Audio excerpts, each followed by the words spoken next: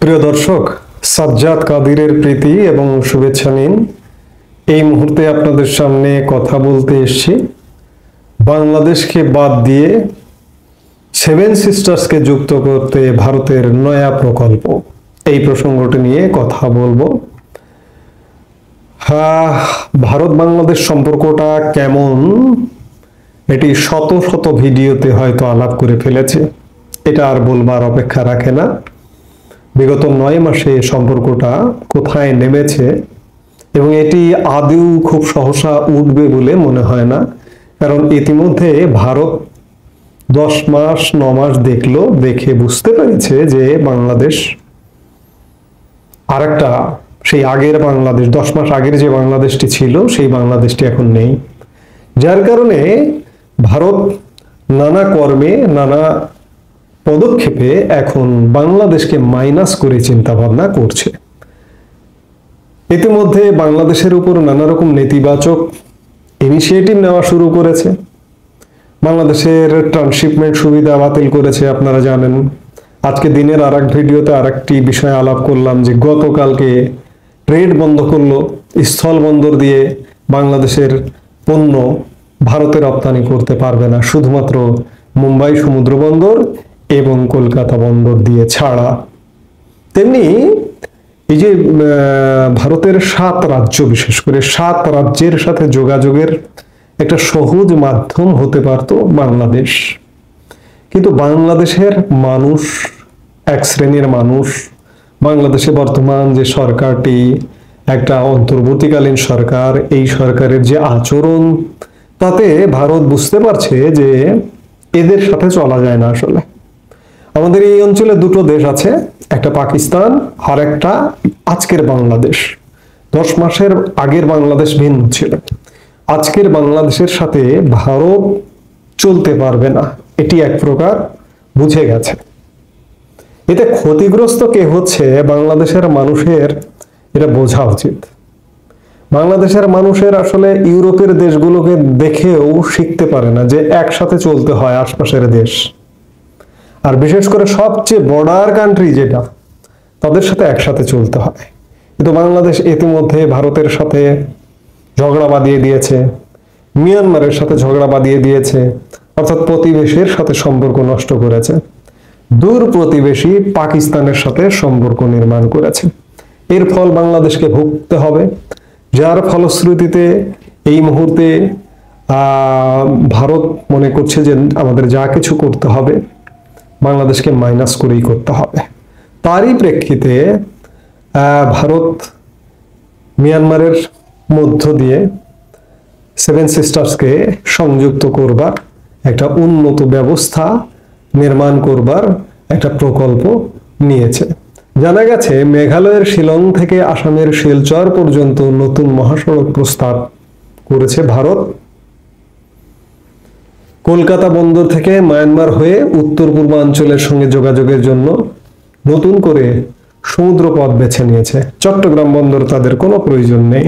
যে মহাসড়কটির কথা বললাম, যে এই মহাসড়ক মায়ানমারের গুরুত্বপূর্ণ মাল্টি মডেল পরিবহন প্রকল্পের সম্প্রসারণ, অর্থাৎ কলকাতা বন্দর থেকে মায়ানমারের সমুদ্র বন্দরে পণ্য যাবে, সেখান থেকে সড়ক পথে সেভেন সিস্টার্সে যুক্ত হবে।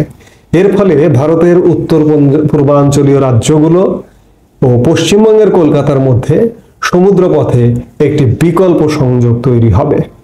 ভারতের national highways and infrastructure development corporation লিমিটেডের একজন ঊর্ধ্বতন কর্মকর্তা এই তথ্য জানিয়েছেন। ওই কর্মকর্তা এই প্রকল্পকে জবাব হিসেবে উল্লেখ করেছেন। কিসের জবাব? আপনারা জানেন যে গত মার্চে বেইজিং সফরকালে অন্তর্বর্তী সরকারের প্রধান উপদেষ্টা ডক্টর মোহাম্মদ ইউনুস বলেছিলেন যে উত্তর পূর্ব ভারত ভূবেষ্টিত। তিনি আরো বলেছিলেন এই অঞ্চলের জন্য ঢাকা মহাসাগরের একমাত্র অভিভাবক, অর্থাৎ বাংলাদেশ মহাসাগরের একমাত্র অভিভাবক। ভূবেষ্টিত, সেখানে কোনো সমুদ্র নেই, সমুদ্র আছে বাংলাদেশে। এই দুর্বলতাটাকে ভয় দেখিয়েছে ডক্টর মোহাম্মদ ইউনুস। শিলংয়ের কাছে মাও লিনখুং থেকে শিলচরের কাছে 5 গ্রাম পর্যন্ত NH6 বরাবর 167 কিলোমিটার দীর্ঘ একটা 4 লেনের মহাসড়ক উত্তর পূর্ব ভারতের প্রথম উচ্চ গতির প্রকল্প। সড়ক পরিবহন ও মহাসড়ক মন্ত্রণালয়ের পক্ষে NHIDCL এটি বাস্তবায়ন করছে। 2030 সালের মধ্যে এর কাজ শেষ হবার আশা করছে ভারত সরকার। অন্যদিকে মায়ানমারের মাল্টি মডেল ট্রান্সপোর্ট প্রকল্প ভারত সরকারের পররাষ্ট্র মন্ত্রণালয়ের অর্থায়নে হচ্ছে। এটি কলকাতা সমুদ্র বন্দরকে মায়ানমারের রাখাইন রাজ্যের সিতোয়া বন্দরের সঙ্গে সংযুক্ত করবে।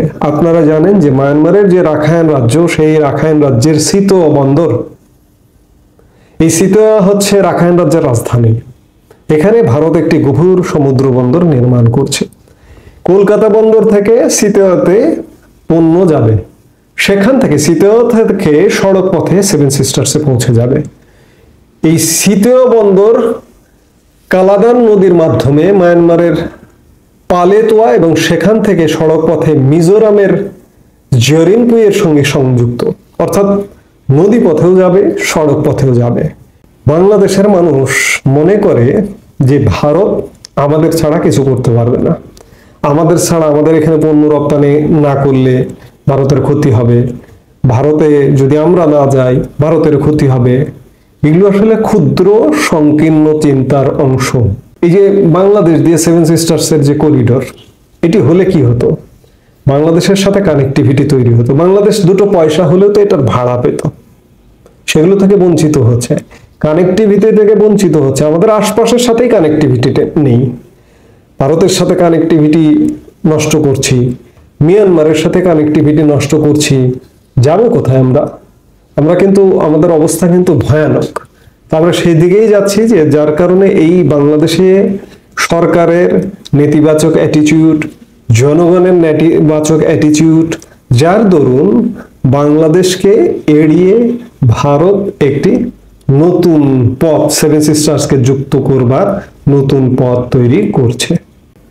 এতে ক্ষতিগ্রস্ত বাংলাদেশই হবে, ভারত ক্ষতিগ্রস্ত হবে না। বাংলাদেশের মানুষ মনে করে যে ভারত ক্ষতিগ্রস্ত হবে, ভারতের কিচ্ছু যায় আসবে না। আমি তো বলি বারবার যে ভারতের এগুলোতে কোনো কিছুই যায় আসবে না। এই মুহূর্তে এ পর্যন্তই। সবাই ভালো থাকুন, সুস্থ থাকুন। আমাদের ভিডিওগুলো নিয়মিত পেতে সাবস্ক্রাইব করুন Sajjad Kadir and the legends YouTube channel এবং লাইক, কমেন্ট, শেয়ার করে সাথে থাকুন।